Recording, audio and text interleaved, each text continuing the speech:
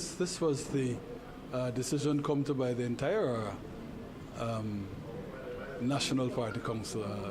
You had over 100 persons there, and the feeling just was, look, let's get this done and dusted as soon as possible. And Lee Mark Chang, who was there as part of the National Party Council, didn't object. So I believe he thinks, as clearly the members present also thought, that this is enough time for anybody who works hard to have as good a shot as anybody else. So not contentious at all, the question of the day. And the duly endorsed standard bearer, I know you met with him. I'm told it was a thorny encounter. He doesn't agree to step aside, that he should be forced to step aside. It was not a thorny encounter. I was surprised afterwards when I got reports from people saying that Darrell was going to go to the media and complain, because I thought it was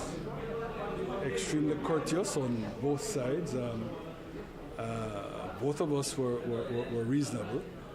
I had explained to Darrell, we had the meeting arranged from before the central executive of the party met on Wednesday. I had already set the meeting with him. But I was able to say to him, since we fixed the meeting, there has been this development where the central executive met on Wednesday, and the central executive wishes to recommend to the National Party Council, which I told him was for the following day, as he knew, that we reopen applications and have now a convention.